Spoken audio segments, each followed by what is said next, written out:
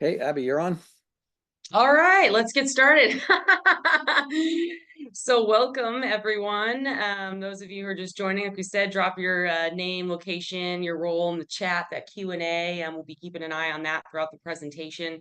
But my name's Abby Holovach, so I'm actually out of Fort Worth, Texas. DFW Environmental Pros is a group I started about, I guess, a year and a half ago. Basically just a free networking group for environmental professionals within the DFW Metroplex and beyond.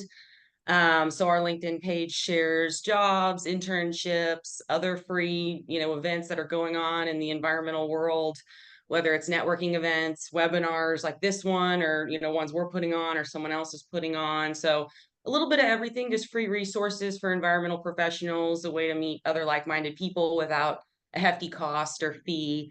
So that's what, putting this on today. I'm really excited about it. I recently got my AV operator training completed a few months ago, and I took it through Ben's website. And so I was pretty stoked about that. I also watched a lot of his videos online.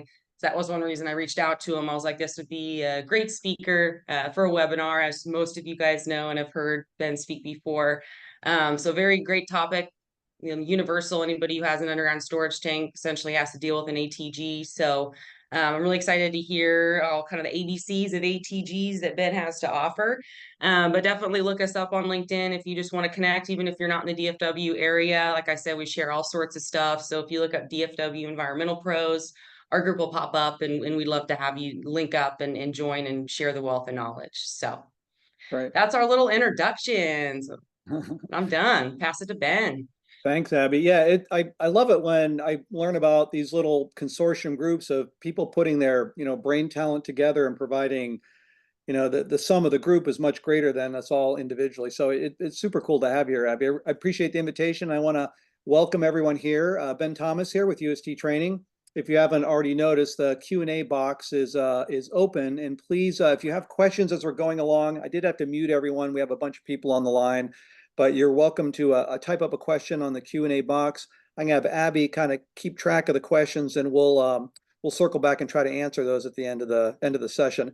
That being said, awful lot of material to cover today, and what I'm trying to do is start kind of really high altitude stuff and drill our way down. By the end of it, we're going to be really deep and granular in the stuff of automatic tank gauges, ATGs. And so if you're brand new to the business, don't freak out. Don't worry about it. This is stuff that's taken many of us years to really understand the depths of. And so I'll be starting, like I said, I'm going to actually drift back in time, talk about how we got to ATGs in the first place, and then start talking about tank monitors. But again, we'll be getting quite detailed by the end. And so if at the end it's like too much for you, don't worry about it. We can circle back and review some of the stuff at a later point. So with that being said, let me get my clicker going here. I was actually a former tank inspector in Vermont in 1986, 87, so I technically predate the federal rule. I was an underground tank regulator in Alaska with the Alaska DEC from 89 to 2001. I probably bought gas at Ron's gas station up in Fairbanks back in the day. I did launch one of the state's first UST agency web pages back in 96, hard to believe, and provide the nation's first state-approved Class AB operator training course in Lake Oswego, Oregon, all the way back in 2003, 21 years ago. Launched one of the first commercially available online ABC training courses back in 2007. Have helped create a whole bunch of state training web pages, and if you've seen me on YouTube, then I'm actually planning on shooting a couple more Tank Savvy Minute videos in the next couple weeks. It's been a little bit, but I like to try to, my mission is to try to help make this information digestible to anyone who kind of has a interest in underground tanks. But the automatic tank gauge is kind of an interesting device. It's a multi-purpose tool, can do all sorts of things for you, both compliance and not. I like to consider the tank gauge as kind of the brain of the UST system. If you're a UST operator, it's really important you understand what the ATG is, what it does, what it doesn't do, and how you can make the most out of it. It is the box that consolidates all this important compliance information and makes it available to you or the tank inspector. It is something the operator can use to manage your UST system. When do I need fuel? When am I overfilling? What's the temperature of my fuel? There's lots of operational things beyond compliance. but it's definitely a tool that the UST inspector, when they come to your site, they do need to confirm compliance. And I'll talk a little bit about how the inspector and the operator see the tank gauge a little bit differently. And of course, it is a device that comes in many shapes, sizes, colors, and versions. Common names of the tank gauge are the Veeder, the Evo, the Incon. Some people call it that loud thing in the back room, the ATG, automatic tank gauge, the tank monitor. It's funny, I talk to operators and sometimes I just have to kind of play around with a bunch of words. All of a sudden they go, oh yeah, that thing. But more often than not, it used to be, yeah, that blinking thing in the back room. Long time ago, we used to stick our underground storage tanks to gather fuel level information, which then got converted into compliance information. We went from the stick to the tank gauge. Just kind of take a quick walk back in time. It's been about the 100-year anniversary of underground tanks. And so let's kind of take a step back. It was the turn of the century, we started seeing our very first gas stations. I mean, look at this, horse and buggies and these giant steel cylinders up on racks. These are crude distribution centers. You would then fill up these 5 or 10 gallons of measuring cans and then dump them into your vehicle. So the world's very first gas station, I guess the happy anniversary coming up in what's that, 120 years next year. First gasoline formed by Harry and Clem in St. Louis, utilized gravity, giant above ground tanks with garden hoses filling directly into the customer's tanks. I'm saying all this so you can kind of appreciate the profound capabilities tank monitors have today. Like where did all this start? And the first time we started kind of measuring gasoline from a customer's perspective was one of this pumps by John Tokheim. Tokheim is a big industry name here for parts and pieces with the petroleum industry. With a little pump handle, you'd pump it up, you'd fill up a gallon container or a gallon measured vessel, and then that would go into your vehicle. That's how we could tell exactly how much fuel we had. Not really fuel inventory, definitely not leak detection, but certainly the beginning of measuring fuel for consumer purposes. This is a kind of a hysterical picture of a bunch of guys in their fedoras and their nice suits and their bow ties, and they're spilling gasoline all over the ground. Filling up a customer's vehicle was kind of a dicey prospect back in the day.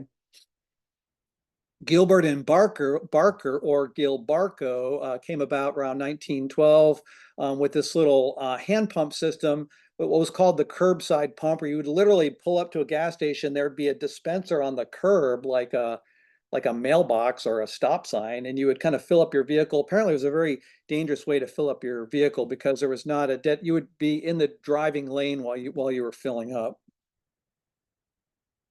We started having more of these visual gas pumps where you could actually fill up a large vessel and then see how much fuel. In the early days, you couldn't tell how much fuel was going into your tank. And so if they said it was 5 gallons, you kind of had to believe them. And so there was a concern about cheating. And so they came up, the industry invented these glass cylinders. You could actually see a volume then being pumped up, put into a chamber. We're only at suction piping here.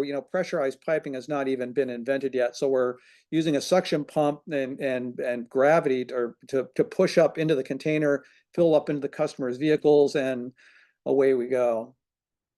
After World War II, gas stations were everywhere, all over the country. There was this increased demand for fuel, new roads, interstates, travel became much more popular. Suddenly, inventory control became important, not for environmental purposes, but we wanted to make sure that we were measuring fuel correctly and that we weren't basically losing dollars into the ground.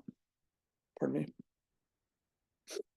Interestingly, and this is a little bit of a tangent from automatic tank gauges, Red Jacket introduced the first leak detector device in 1961. Submersible turbine pumps had come on the market around 1958. So within 3 years, we started seeing pressurized piping instead of suction. These pressurized pipes leaked. Gasoline was being not only just dropped into the ground, but spewed into the ground under pressure. And so the industry came up with a Red Jacket mechanical line leak detector, as you know, finding a 3 gallon per hour leak. And so it's kind of staggering to think that this device has been around 60 years, 63 years. I mean, and certainly many years before it became a requirement. So someone in the industry knew a long time ago that pressurized pipes were a problem. And so, but its benefits of being an environmental safety feature were not realized until the 80s. I got to hand it to EPA. EPA back in 1988 allowed automatic tank gauges to be a valid form of leak detection. No one had them. What were they? I mean, there were a couple of them kicking around out there, but it's a kind of a classic case where if you kind of create a regulation and then the market responded, and now all of a sudden we've got a robust device here. Now, state of the art. Oh, kind of pause for a second here. You're going to see a whole bunch of tank monitors out here. I do use Veeder-Root a lot because they're the most common make and model out there. I'm not a Veeder-Root or Franklin rep or anything like that, but you will see a lot of Veeder-Roots here just because there's so many out there. But now today we've gone from the stick to the early prototype tank gauge to now the modern tank gauge, color screens, touch tone, no more buttons, internet connectivity, much more secure, better offsite storage, better offsite monitoring. And quite frankly, they're just a contemporary device that I think Gen XYZ folks can use correctly. So the tank monitor can do all sorts of stuff. What I hope the operator thinks it can do is checking for fuel levels, checking for water levels. I'm thinking of all the flooding that's happening in New Orleans right now. And, if those guys didn't really seal off all the fittings on the top of their tanks, there's maybe a bunch of gas tanks in Louisiana with a bunch of water in it. And so we need to be really careful of water levels. We can use the tank monitor to monitor sales activity. If your fuel levels are running high and low, it's important for receiving fuel and knowing when to get a delivery.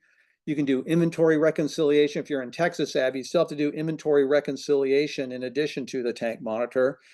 And you can check for alarms, hopefully. I have lots of funny alarm stories. And you can check for leaks, hopefully. In fact, so real funny, quick story here. This tank monitor is just down the street from me where I live, north of Seattle. And I decided to coming up with a little sticker that you could put on the side of the tank gauge. It says, beeping, question mark, blinking. If so, please call. And then you put the name of the store manager, whoever you're going to call with an alarm. I made this cool little sticker. We decided to prototype field test it. I go to the site, doesn't even fit on the box. I go in the back room. It's an alarm. I'm trying to make a joke with the operator saying, well, this is ironic. I'm making a sticker by checking your alarm. Your tank's an alarm. And the operator actually said, that's not the alarm you said it is. I said, no, you have 3 sumps that have liquid in them. And they said, no, that's an overfill alarm. Got into a big argument. So anyways, operator should have a bunch of operational and compliance needs that the tank monitor can provide. The state inspector comes in and they're looking at it through kind of a tighter lens here. Let's verify you have interstitial monitoring. I'll talk about that more in a little bit. Let's verify we're doing leak tests correctly. Let's verify we do or do not have an electronic line leak detector. Let's look at the alarm history. Are there a whole bunch of alarms here that people aren't responding to? Let's verify the setup. Has this thing even been programmed correctly? Let's verify overfill alarm settings. Let's verify that the sensors are being set up. So the inspector's coming in, kind of making sure everything's functional, operational, and doing what it's supposed to do. And Abby, you're kind of new to the biz, and maybe for other folks here on the line, I mean, unless you're a chain and every store is identical, your tank gauge can be programmed to do a whole bunch of different things from site to site. And so you can't just kind of apply a broad brush picture. There are some things you'll probably find at most sites, but until you really understand what you got in the ground, you don't even know your tank gauge is programmed to do. So that takes a little bit of kind of site-specific effort. Potentially, automatic tank gauges can perform release detection. And basically, to make sure your tanks and piping aren't leaking, we can do in-tank monitoring, and I'll talk more about that. We can do interstitial monitoring. If you have a double wall tank, you're monitoring the interstice around the tank. And if you have what's called an electronic line leak detector, not about the tank, but about the piping, it can monitor line pressure and do line pressure tests. If you're new to all this, and I'm kind of blazing along, I'm going to be coming back to these topics just in greater detail as we go along. So let's say you only have a single wall tank and you want to know if your tank is leaking. You can program the tank to do a 0.2 gallon per hour leak. The state and federal rules say as long as your tank is not leaking more than 0.2 gallons per hour, you are doing an effective leak test. You shut down the site, you do a leak test, you find out whether or not the volume changes over time. You can also do what's called continuous testing. Veeder-Root calls it CSLD. Incon calls it scald. You're always testing when you're not pumping fuel. And so, Abby, as an environmental scientist, engineer, consultant, I'm sure you can appreciate the more you test, the more reliable data you have. And so rather than like the periodic test is like once a month, maybe once a week, and you get a one test, and that's good for the whole month. With continuous testing, you're always testing when you're not pumping, and so you're just getting a lot more reliable data. So continuous testing is a superior model. We also have things like SIR, statistical inventory reconciliation, that can take that inventory readings and convert it into SIR test results. If you have a double wall tank, we don't really care what's in the tank. We care what's happening in the interstitial space. I'll unpack this a little bit more, but you can see the green on this little illustration here. That is a hydrostatic fluid that's surrounding the tank. And if that liquid level starts to move up or down, then something is wrong with the inside the tank. And so we don't really care. It's not a volumetric leak test over time. Is the interstitial chamber changing to the point where it looks like a leak? I'll circle back and talk about that more in a bit. So it's called an electronic line leak detector. And so an electronic line leak detector can do 3 different line tightness tests that then send that information back to the ATG. Is my pipe leaking at 3 gallons per hour? Yes or no? Is my pipe leaking at 0.2 gallons per hour? Yes or no? Is my pipe leaking at 0.1 gallons per hour? So this is the one device that does all your leak tests: big leak, little leak, tiny leak. I'm seeing some questions coming in. I'm trying to get distracted by that. We'll circle back and answer those as we go along. You can have operational alarms: high level alarm, hey, tank's about to overfill. Low level alarm, hey, I'm kind of running out of fuel here. Probe and sensor identification and functionality. Tank 4, probe out. How much fuel's in the tank? I don't know. The probe's out. So these things should be able to self-diagnose to tell you whether or not a probe or a sensor is functioning. And if it's not, then you're not doing either fuel liquid level readings correctly or release detection. And you can get critical alarm and test result information as well. Here's a pro tip. A number of you might have a Veeder-Root TLS 350 out there. There is a nifty little button called the function feature. And so if you go to your tank gauge and it says all functions normal or some operational condition like that, hit the function button a couple times. It's going to scroll through all the things that the tank monitor is programmed to do. Am I doing a 0.2 gallon per hour leak test? Am I doing CSLD? Do I have interstitial monitoring, double wall tanks and piping? And if so, how many sensors do I have? Do I have what's called PLLDs, or electronic line leak detectors? So just a simple pro tip: if you're feeling, a little strong, want to go play with your tank gauge after the call, hit the function button a couple times and look at what all the functions are. If you hit the function buttons enough, it'll eventually circle back to all functions normal. And Abby, like I was saying earlier here, you might find 5 or maybe even 7, 8, 9, 10 different functions here. And so everyone's going to be programmed a little bit differently depending on what's at the site. If there's no double wall system, there's not going to be any interstitial sensors. If you don't have a PLLD, an electronic line leak detector, then you won't have that as a feature. But become familiar with that function feature, please. I like to say that ATGs can tell us what happened in the past, alarm history, what is happening currently, the functions and conditions, what's happening right now, and in the future, what is a thing capable of doing. So you've got kind of 3 different views here. I know I'm showing a lot of pictures of the 350, and I'll talk a little bit more about how the famous, nationally recognized Veeder-Root TLS 350 is actually sunsetting and going away. People send me the funniest pictures. It's like, is there like a water leak coming in through the ceiling? Is it getting through the duct tape and through the missing box opening on the tank monitor, then filling up the bucket? If you don't know what kind of tank monitor you have, look for the brand name, the model number, the overall condition, internet connectivity, is this thing connected to the web, power, and any alarms. I'm giving this person some points here with a Sharpie, putting these giant screaming font letters: print, status, enter, enter. This tells them how they're getting a leak test. That's kind of okay, but I'd want to, there's some other things amiss here that I would rather see addressed. Where, poor tank monitors all covered with grease and debris. How on earth? This person, I see this picture and I say, this person either doesn't care about leak testing, or they have no idea what the tank monitor does. They don't really appreciate the importance of it. Is the light working? Paper printer functioning properly? Are there any special notes that are attached to the tank monitor? Is the user guide handy to help people know what to do? And blockage access security. A lot of tank monitors are in the back room and there's just piles of stuff on board there. And so we want to make sure we have clear and easy access. Again, you can kind of infer this person doesn't really understand the importance of what their tank monitor is doing or what a critical part it is to their operation. Again, people send me pictures from all over the country. This one on the left, I think, is in Longview, Washington. Someone sent me that one. Here's a tank monitor that's like right on the ceiling, right? This one here on the right. I mean, this is every day when you go to get your leak test, you're looking at a ladder hazard fall. You're going to fall and land on top of the mailbox and injure yourself, right? So actually in Illinois, you can't have the tank monitor more than 5 feet off the ground. It's actually baked in the rules, maybe because they saw my picture from years ago. I don't know.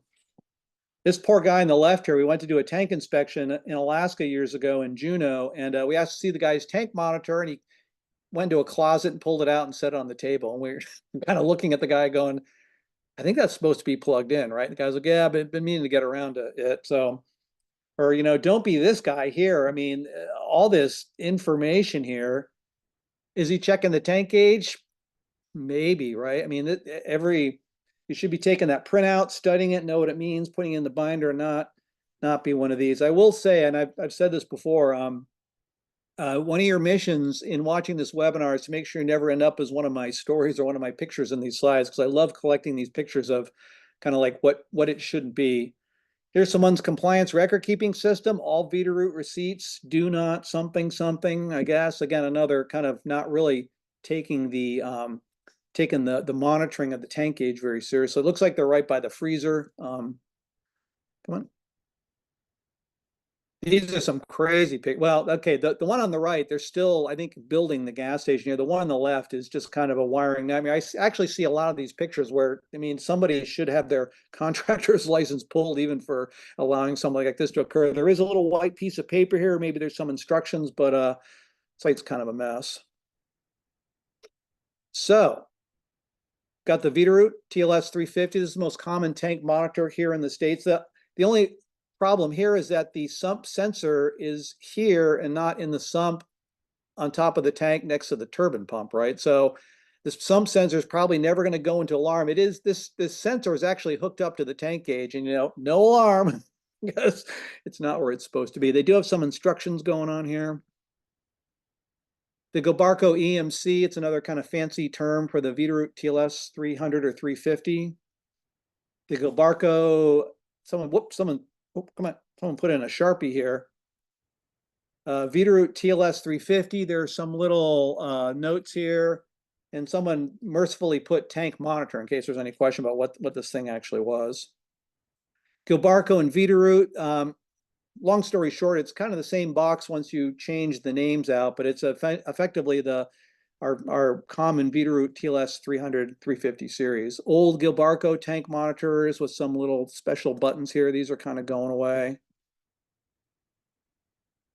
For a while, there was the gray model, Veeder-Root TLS 450, black and white, kind of ugly, hard to navigate. This thing wasn't around very often. It got replaced by the Veeder-Root TLS 450 Plus. Color version, you can kind of see how many tanks you got, how much fuel's in each, a lot more user-friendly. Every once in a while, you come across a site where there's two totally different tank monitors looking at two totally different tank pads. So you could come across kind of a hybrid system. Evo is a great model out there, the Evo 600. Again, I mean, nice color graphics, kind of intuitive to look at, application systems, tools, and kind of, I think you can find you navigate your way around these newer tank monitors pretty easily. Kind of a transitional hybrid system between the buttons and the color screen. Again, you got some really kind of simple navigational buttons. This is the old Franklin or Incon TS550. Old Incons. User tip here, if you can put the card of the person who installed the system on the box, and so if you have any questions about who to talk to about the tank monitor, this is a particularly old one, the old TS1000. I remember going to these sites back in the day and it would just say alarm, and you'd have to be like, oh, okay, what? They have to start really digging and figure out what was going on. So yeah, we've come a long way in that regard. These were replaced by the TS1001 series. This tank monitor on the right is for the tanks. This tank monitor on the left is actually just for the lines. And so you'd actually have these two systems glommed together. So again, the one on the left is for the tanks, one on the right is for the piping leak detection. Some of these tank monitors, I mean, Pneumacator, I mean, it looks like a thesis, right? I mean, this is there's a lot going on here. And I'm thinking a typical operator might not need all this information. It's like, help me kind of boil this down a little bit. So there are tank monitors that are color coded. They're kind of cool. There's a lot, this one's kind of busy for someone running a gas station. Omnitech is another make and model. I've actually never even seen one of these ones. A Citizen, someone sent me a picture of that one. Is one of my favorites. Do not throw away anything that comes out of this printer. I need to see it. Thank you, Carla. Right. So this is a funky old tank monitor that don't make it anymore, but tell Carla if there's an alarm. So there's they're kind of on the right track. Red Jacket Pro Links, Ecos, AutoStick Juniors, all sorts of different makes and models. More ecosystems, AutoSticks.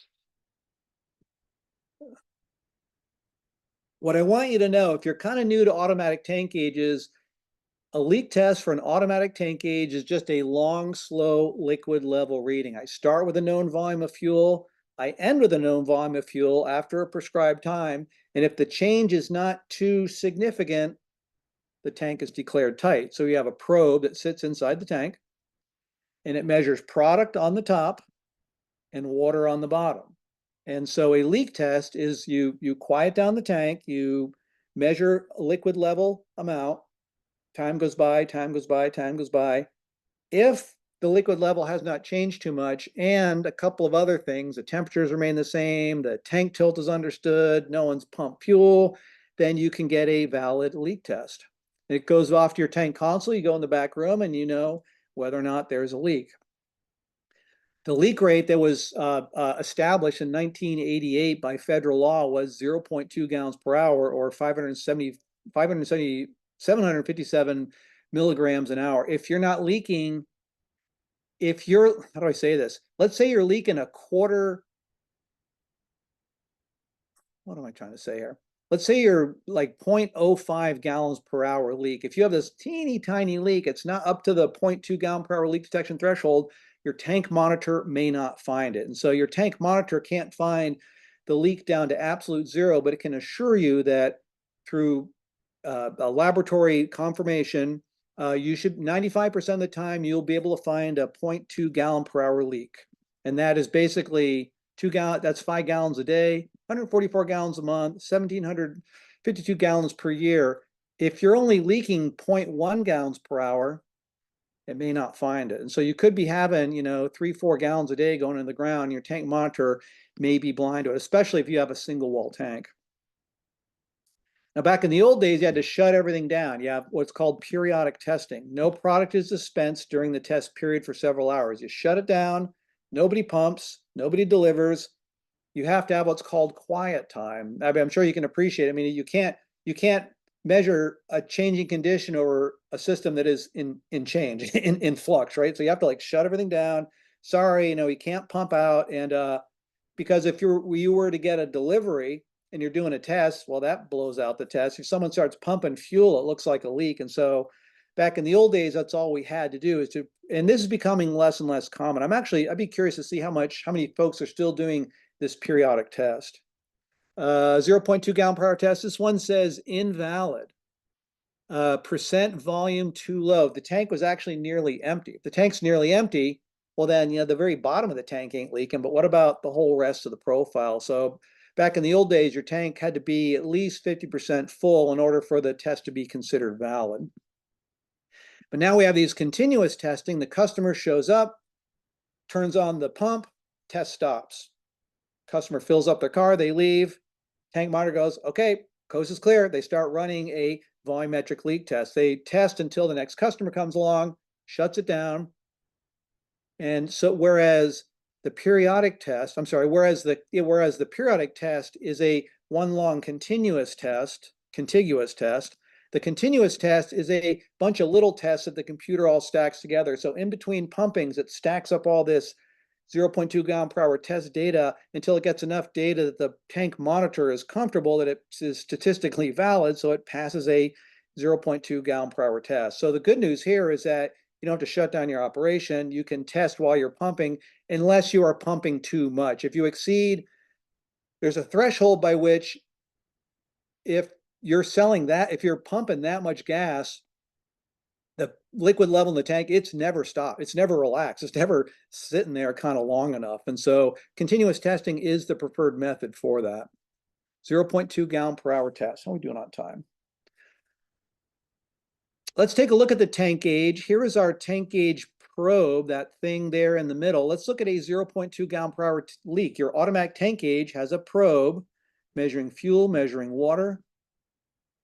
A leak test is a change in volume of fuel over time. If you're losing or potentially even gaining fuel over time, then it can find a suspected release in the system. Like I talked about a moment ago, it's either continuous, lots of little tests put together, or a periodic test. And so a leak is found of 0.2 gallons per hour. My friend Marcel loves to say basically 2 Coke cans an hour. And so if you have a 2 Coke can an hour leak and you're doing a 0.2 gallon per hour continuous or periodic test, this is how it happens. Now this picture is a little distracting because it's a double wall tank, but let's just pretend for a moment it's a single wall tank. If you're doing this leak test and you pass a 0.2 gallon per hour test, you know, there's a small chance you might be having a smaller leak, but it's maybe the only method of leak detection that you have. So your automatic tank gauge finds the leak. Again, 0.2 gallons per hour. If you have a double wall tank and you want to look for a leak, you can do what's called interstitial monitoring. And there's a little, I don't have a picture right here, there's a little sensor. Let's pretend this is a riser with a wire and there's a little sensor down here, and the sensor is looking for, in this case, wet, right? So this thin little interstitial chamber around the tank is dry. If liquid gets in there, either the tank is leaking from the inside or maybe water or some liquid came in from up above. This is what's called a dry interstitial space. The presence of liquid in the interstice means a leak, and leak is really considered any amount. And so I like to tell people, dry, good, wet, bad. I mean, let's keep stuff really simple here for a busy convenience store, right? And so if you have the problem is, like if you have a Veeder TLS 350, Abby, you walk into your store and it's like L4 fuel alarm. It's like, thank you. What does that mean? And then you got to go in and Google that and find out what that means. And so the newer tank monitors are much more specific, like what is it? Why is it? And it used to be everyone thought fuel alarm meant fuel inside the tank, but it really means interstitially there's a problem. It's a critical distinction. Your automatic tank gauge interstitial dry sensor finds the leak, right? Here's our little sensor. Here's our space. Liquid gets in, you have an alarm, you're off and running. There's another way to look for interstitial monitoring. It's called the wet interstice, and that is a brine solution. There is this air chamber surrounding the tank is actually full of a hydrostatic brine solution, and the solution is of a known height, known quantity, if you will. And so if that level starts dropping, then the outer chamber is maybe leaking. If the chamber starts going up, maybe the inner chamber is leaking. And so this one's actually good because it is continuous coverage. And so any appreciable change in the brine level up here would mean a suspected release. And again, it's really any appreciable change in the level of the brine. So your automatic tank gauge interstitial brine reservoir sensor finds the leak.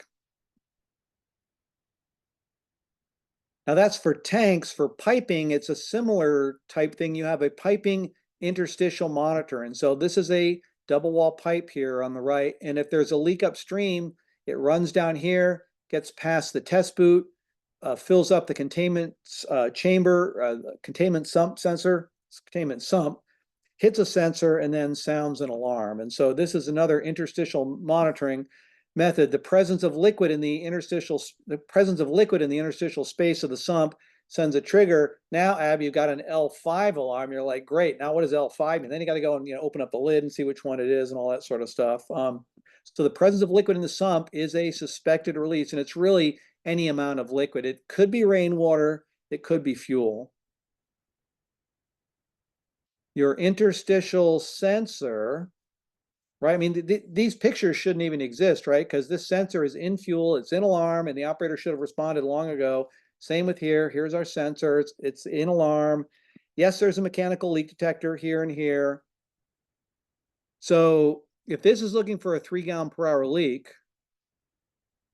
then either this ain't working or this is finding a leak less than 3 gallons per hour, or maybe it's rainwater coming in from the top. Your interstitial piping sensor finds the leak.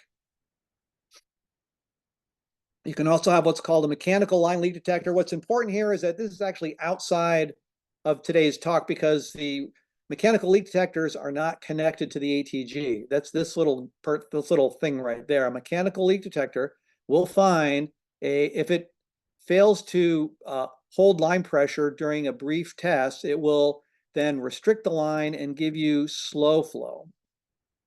And if you get slow flow, that means you're probably leaking at a rate of at least 3 gallons per hour, which is a huge amount of liquid that gets released. So mechanical leak detectors, they were the ones invented back in 1961. Yeah, they're still out there, but they really don't talk to the ATG. And so the only way you know you have a leak is that the customer complains about slow flow if they happen to bother to. I tend to just go to another dispenser, right?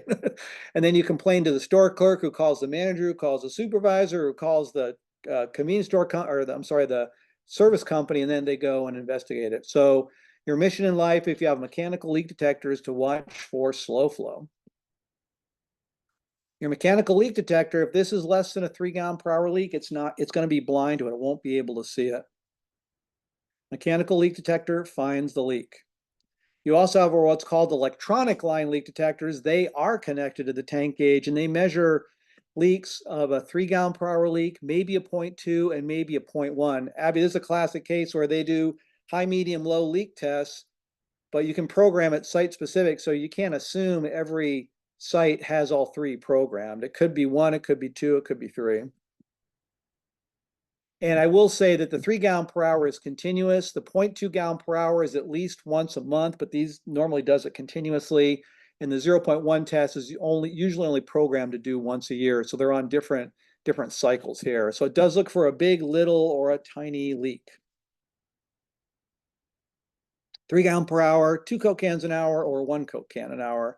Your mission, if you have an electronic line leak detector, is watch for no flow, because if this electronic line leak detector finds a leak, it shuts down power to the turbine and now you can't get fuel. So this one has a better kind of Pavlovian response notice, because now you have to you have to respond because now your site's down. Your electronic line leak detector, if it finds let's say this is like a 0.2 gallon per hour leak, it couldn't find it at 3 gallons per hour, but when it ran a 0.2 gallon per hour test, it found the leak. So it is programmed to do, like I said, 3 different levels of release response. You can have a line tightness test done once a year. You can have a contractor come in and perform a line tightness test just on the line. Again, not connected to the tank gauge. That's done by an independent third-party contractor.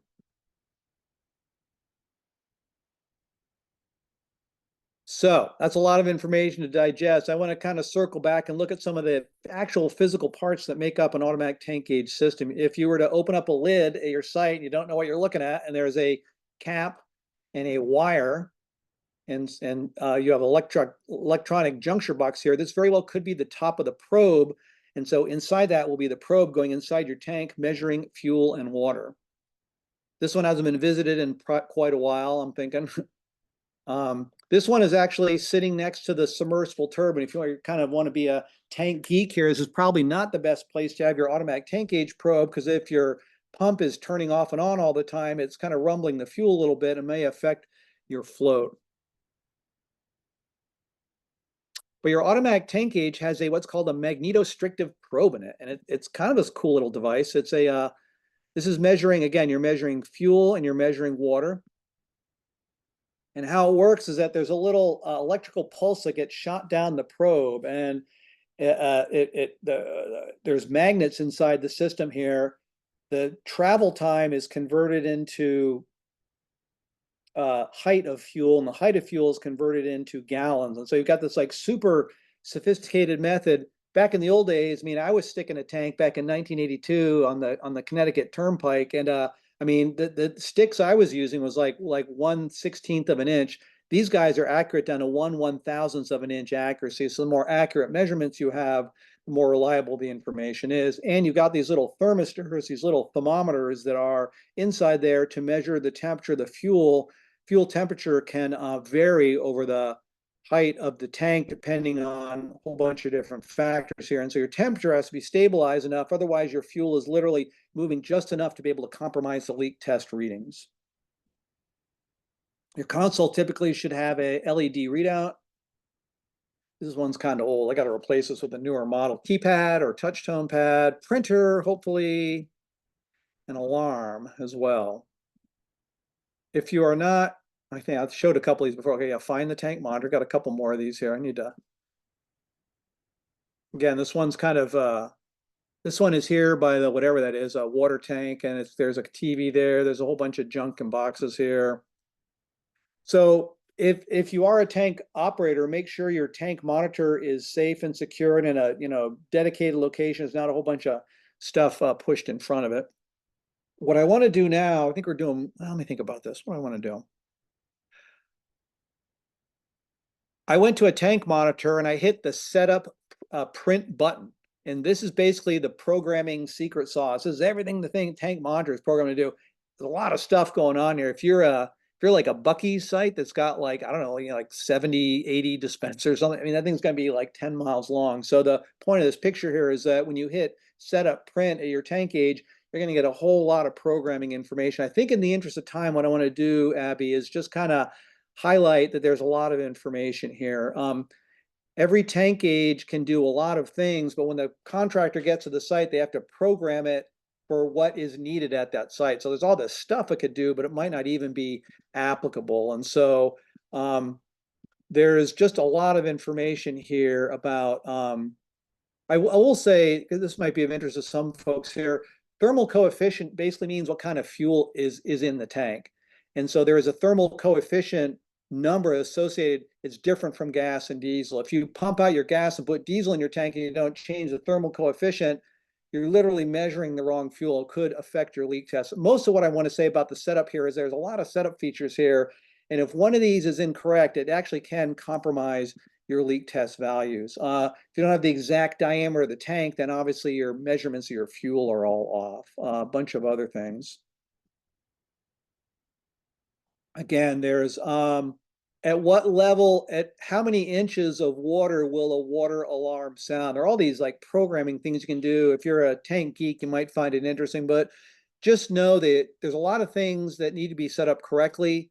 Your tank gauge must be checked once a year to make sure it is even programmed properly. Theoretically, a contractor is going in and double checking this stuff. I used to find all sorts of crazy programmings out there. I want to think it's better, but there are lots of variables that can be changed. Don't mess with these unless you're certified by the manufacturer. At what percent overfill will my overfill alarm sound? Likewise with my high level alarm, likewise with my delivery limit. So there's a whole bunch of program settings here you can have your tank monitor do. Don't get too worried about the specifics. I'm a little short on time. I just want to show that there's a whole bunch of during a test, an alarm will sound immediately. If you start doing a leak test and there's all of a sudden 50 gallons you can't account for, it's just going to shut the whole tank test down. So that's kind of like an emergency kill switch. Again, lots of features here. I think it's maybe a little too much for this group here, but there are a number of setup features that are important to the tank programming. Some are more critical than others to ensure compliance. When do you notify operator of tests so pump can be turned off so pumping will not interfere with the test? There are all these things to make so you don't kind of accidentally turn off something while it's doing a leak test. Little things, 10 minutes after delivery, your tank monitor will spit out a delivery report, kind of things like that. There's all sorts of user manuals out there. I've got a bunch of YouTube videos that talk about some of these things here. And just know that all your tank monitors are certified by a third party. So Veeder-Root went through this whole process, and basically this is what's called the third party certification. What it means is that this tank monitor has been tested in a laboratory condition. It can do all these things as long as these things are set up correctly. So it's kind of like your your user manual, or almost like your warranty. For instance, this system was tested for a max of 30,000 gallons. You got a 40,000 gallon tank, it's probably not going to work. So these are like the upper limit factors that can make your tank gauge work or not. Again, don't get too worried about it. Have your field technician worry about this sort of stuff. And again, there's just all sorts of conditions.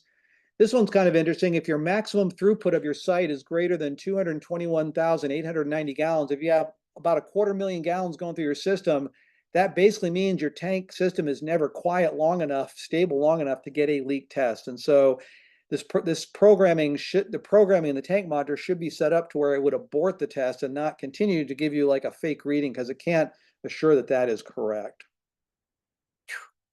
I call these new EPA rules, but there are rules that now say at least once a month, you got to check your ATG console. Here at UST Training, we say every single day, check it out, or use a third-party web-based vendor to monitor it for you. Every month, you got to look for water in your tanks. And then annually, your tank gauge console probes, sensors are function tested annually. So now we're talking about the stuff you got to do to make sure everything's working properly. The monthly walkthrough can easily be done by an operator. There's a state monthly walkthrough inspection form where you check that off. Make sure the tank gauge is functioning, not an alarm. Make sure your leak tests are in order. Make sure you respond to alarms. And if you're a busy site, we recommend doing a daily inspection. PEI RP 900 has a daily walkthrough inspection. I think is helpful as well. And then once a year, there's a whole, I won't kind of get into all the details here, but basically a third-party contractor who is certified by the manufacturer will come on in and basically make sure the tank gauge is functioning properly. There's no alarms.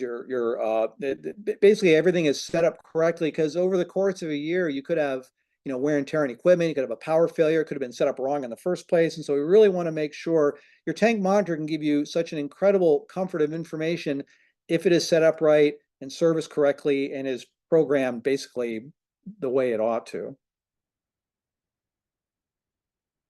Someone sent me this picture. I said, don't be that guy. And it says in the window, if you can't see it, if the machine is beeping loudly, push red alarm button to silence it. That's like, if that was one of my customers, I'd probably revoke their AB certificate, because that's like not what you're supposed to do, right? So this person unfortunately has been trained to like not respond to the red alarm, but to silence it. And I will say, automatic tank gauges that are no longer serviced or certified must be replaced. This is a very old tank monitor here. If you have a Veeder-Root TLS 350, that model has officially been discontinued. Parts are going to start to get rare. Service providers, there's only so many of them out there. And so if you have even a Veeder-Root TLS 350, I would encourage you to start saving your nickels and upgrading to either a 450 Plus or a Franklin Evo 600 or another comparable brand, so that you can kind of get modernized in that direction. Got a whole bunch of YouTube videos here, everything from how to get reports on automatic tank gauges to what is an underground tank. So feel free to go to youtube.com/UST Training. And every Friday, I do a free open to the public Zoom meeting. And unlike here, where I can't hear you guys talking, anyone can join in and can see their smiling face, and we can talk and have a little campfire discussion about underground tanks. So if you go to our webpage and click on register for a Friday Zoom call, we're around. We'd love to be able to talk to you. Woo, okay. A lot of information. Holy smokes, we covered a lot of ground here. Abby, do you want to be the reader of the questions here? Yeah, we had, I think, 3 different ones. One that came in says, when testing for a leak, you mentioned quieting the tank. How much effect can busy highway traffic have on tanks when testing? That's an interesting question. I've heard stories. I mean, largely what I've seen is kind of anecdotal stuff. I actually looked at a tank test result that was happened during a California earthquake, and the fuel level was like, I mean, you could literally see it graph. It was all over the place. I've heard stories about nearby Army Fort artillery fire shaking the tank and having it not work. I'd have other people on the call here that may be smarter than me about how all that works. I shouldn't think, I mean, just kind of spitballing here, the tank would have to be awful close. The trucks would have to be awful big and pretty consistent. And the tanks would probably have to be shallower than normal for that to have an effect. I think you would have to have a continuous rumble for it. I don't know. I mean, maybe John or Beefy might have Ed might have an idea on this. It shouldn't have an effect on it, but I don't know. I'd have to get back on that one. That's a very curious question. Thank you for that. Yeah, a lot of site-specific considerations, I'm sure. Yeah. My gut feeling is Uh, probably no, but again, I mean, if like busy highway, lots of trucks, heavy rumbling, shallow tanks right on the edge of that property, maybe. Yeah. yeah. Oh, okay. John Olko said that that is a rare situation. It's a rare situation that would happen. What could mess up if you had a really bad if you have a really bad relay and the turbine continues to vibrate. Yeah, so if your submersible turbine pump inside the tank, sometimes they get hot wired on, so they never get turned off, and so that thing is always rumbling. So I'd probably thank you, John, for that. I'd be more suspicious about what's happening inside the tank than versus what's happening immediately outside. Thank you, John. Okay, another question. Will the brine ever dissipate on its own, showing a false reading? It's the brine in that interstitial space. I've never heard of that. I have heard when you first set up a brine system, it's a fiberglass tank, and you've actually got a little bit of movement in the tank, and so the reservoir actually could, if the tank is settling a little bit, the reservoir could have a slight effect. I've heard that the reservoir sometimes has to be periodically fed or bled in order for it to kind of stabilize. I think that's probably more of a. I've never heard of it evaporating. I have to go back down to like Arizona, New Mexico, Nevada to verify that. But my understanding is that they're somewhat temperamental at first, and they can kind of level out once the system kind of settles into itself. And Another John says the question. sensor. John says the sensor needs to be programmed correctly in the brine system. Again, we're back to like it's less maybe external forces than someone maybe setting up right in the first place. Yeah. Oh, someone asked, does an earthquake have an effect on underground tanks and testing? Again, I literally saw a friend of mine years ago showed us a graph of an earthquake during a test during an earthquake, and the fuel level. I mean, it's rising and falling like feet. I mean, it's kind of crazy. So yeah, I mean, you should definitely not test during an earthquake. Oh, not good timing.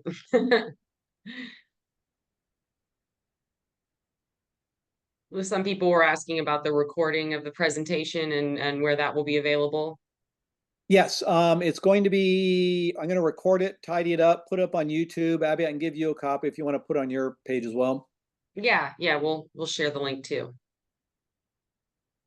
So check the YouTube and also both of our pages. Yeah. Yep. Any other questions? That was it for what I saw come through as we sat here and as they flowed in. Busy highway traffic. Okay, it looks like Tony was answering a question. Yes, and so I will put in a plug for my friend Tony here with Warren Rogers.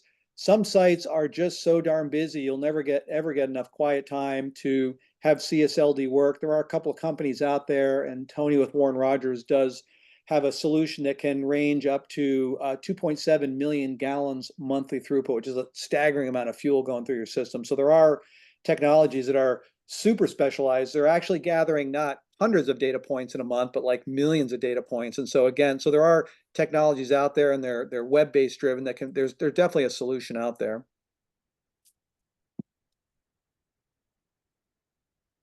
I think that's all I got. Any Yeah, questions for me, Abby? How'd I do? that was amazing. No, that was great. You definitely gave us, great start to finish rundown. It was really informative. I'm ready to go and start, punching around on the ATG that we've got and get really intimately familiar. Yeah, it's they're cool devices. I would say, Yeah. encourage people just not to be afraid of playing with them. Tank monitors today, some of them are password locked out. So, I mean, you might not even be able to get into one, but if don't worry about like changing a setting here, because even the Veeder 350s, they're like, really, are you sure? Are you really, so I mean, there are all these prompts here that trying to scare people away from not messing with the programming. And so I'd Yeah. encourage you to become familiar with what some of the basic buttons are, and just knowing what your basic features can do is yeah, it's just super important. Yeah. I've not been able to find my stop recording button, pause recording. There we go. So I guess with that, I'll just say, Abby, thanks so much for helping pull this together here, and really cool to Yeah. know your organization. And again, Ben Thomas, UST Training, usttrain.com. And Abby, you guys have a webpage again? Yeah, DFW Environmental Pros, really creative name.